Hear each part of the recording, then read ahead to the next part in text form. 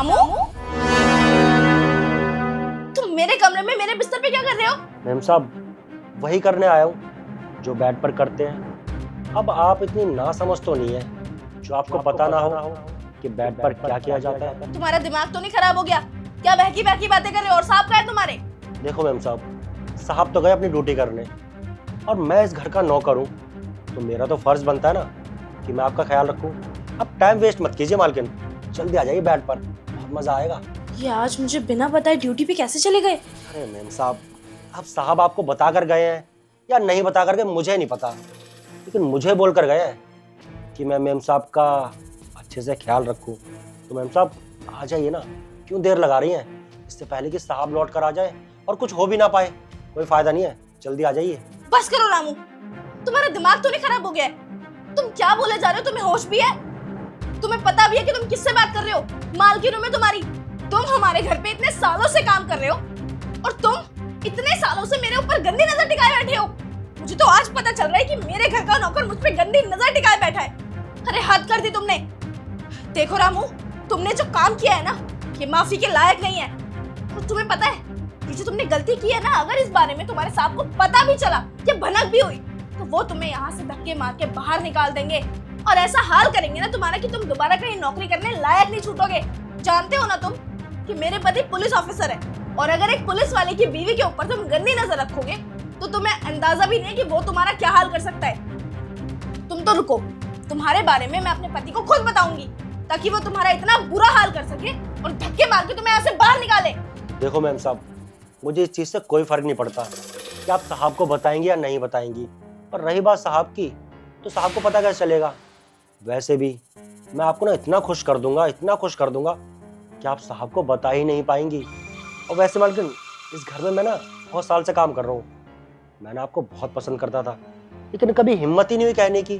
अरे नौकर जो ठहरा, मुझे लगा पता नहीं आप मेरी बात को किस तरीके से लेंगी, बस इसी डर से नहीं कह पाया। और आप ठहरी पुलिस वाले की बीवी। बस आज मुझे मौका मिल गया तो मैंने अपने दिल की बात आपसे कह दी। देख लीजिए मालकिन, इससे अच्छा मौका आपको मिलेगा नहीं। अभी भी मौका है आपके पास, आ जाइए मेरी बाहों में। रामू, तुमने अब हद पार कर दी है। तुम निकलो मेरे घर से, निकलो। मैंने बोला निकलो मेरे घर से। हिमांशी, तुम रामू को मत डांटो, उसकी गलती नहीं है। विभोर, आप तो ड्यूटी पे गए थे, इसने मुझे बोला, और आप दरवाजे के पीछे छुप के क्या कर रहे थे? और मैं क्यों ना डांटूं इसे, क्यों ना निकालूं घर से बाहर? आपने सुना नहीं क्या ये मुझसे कितनी गंदी बातें कर रहा था? मुझे सोने के लिए ऑफर कर रहा था ये। और एक मिनट, अगर आप रूम में प्रेजेंट थे दरवाजे के पीछे तो आपने इसकी सारी बकवास सुनी क्यों? इसको कुछ बोला क्यों नहीं? क्योंकि हिमांशी, रामू को ये सब बातें करने के लिए मैंने नहीं बोला। क्या? ये घटिया बातें करने के लिए मेरा पति एक नौकर को क्यों बोलेगा? दरअसल हिमांशी, मैं तुम्हारा एक टेस्ट ले रहा था कि मेरे पीठ पीछे जब मैं ड्यूटी पे जाता हूँ या फ्यूचर में ड्यूटी पे जाऊँगा तो तुम मुझे धोखा तो नहीं दोगी किसी और के लिए। तो मुझे और कोई तो नहीं मिला जिसके साथ मिलके मैं ये टेस्ट ले सकूँ। सबसे ज़्यादा भरोसा मुझे रामू पर है, तो मैंने रामू को बोल दिया कि वो मेरा साथ दे और हम दोनों मिलके तुम्हारा एक छोटा सा लॉयल्टी टेस्ट लें। हाँ मैम साहब, ये सब मैंने साहब के कहने पे किया था, क्योंकि साहब आपका छोटा सा टेस्ट लेना चाहते थे।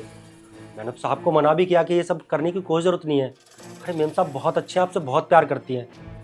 और वो क्या है कि साहब का कुछ दिनों में यहाँ से ट्रांसफ़र होने वाला है, तो साहब यहाँ से वहाँ चले जाएंगे और आप यहाँ अकेली रहेंगी। तो बस साहब ने कहा कि ये सब करना बहुत ज़रूरी है, और हम यहाँ पर इतने सालों से काम कर रहे हैं, बस इसीलिए हम साहब की बातों में आकर ये सब कर बैठे। वरना मैम साहब, हम जैसे नौकर की कहाँ औकात कि आपके साथ इतनी बदतमीज़ी करें। मैम साहब हमें माफ़ कर दीजिए, हमने ये सब जानबूझकर नहीं किया, बस साहब के कहने पे किया। हिमांशी, आई नो मेरे टेस्ट लेने का तरीका बहुत अजीब था, तुम्हें ये सब बातें सुन के बहुत वियर्ड लग रहा होगा, लेकिन मैं क्या करूँ हिमांशी, आज के दौर में रिश्तों में चीटिंग इतनी बढ़ गई है कि एक पुलिस वाले को भी डाउट हो जाता है अपनी बीवी पर। अब मेरे पुलिस स्टेशन में इतने केसेस आते हैं रोज़ कि बीवी ने पति को धोखा दे दिया, अब किसी का किसी से अफेयर चल रहा है, कोई अपने पति को मार रहा है। तो बस मुझे लगा कि एक छोटा सा टेस्ट मुझे अपनी वाइफ का भी ले लेना चाहिए। हालांकि ऐसा नहीं है कि मुझे तुम पर भरोसा नहीं है, भरोसा है, लेकिन बस फिर भी एक छोटा सा डाउट था जो मुझे क्लियर करना था, और वो आज क्लियर हो गया। आगे से मैं ऐसा कभी नहीं करूँगा। I am really sorry. देखो, एक पति पत्नी के रिश्ते में भरोसा होना बहुत ज़रूरी है, जिस रिश्ते में भरोसा नहीं होता ना, उस रिश्ते के फिर कोई मायने नहीं रह जाते। ठीक है, आपने मेरा टेस्ट लिया, इस बार तो माफ़ कर रही हूँ, लेकिन प्लीज़ आगे से ऐसा कभी कोई टेस्ट मत लेना और मुझ पर भरोसा करते रहना। मैं कभी भरोसा नहीं तोड़ूंगी आपका, कभी भी नहीं। पक्का है मानसी, हमारे इस रिलेशन में आज के बाद कोई ऐसा टेस्ट नहीं होगा। थैंक यू मेरा ट्रस्ट बनाए रखने के लिए। अब मैं आराम से निश्चिंत होकर अपनी ड्यूटी पे जा सकता हूँ। और रामू, शुक्रिया मेरा हमेशा की तरह साथ देने के लिए। कोई बात नहीं साहब, ये तो मेरा फर्ज था।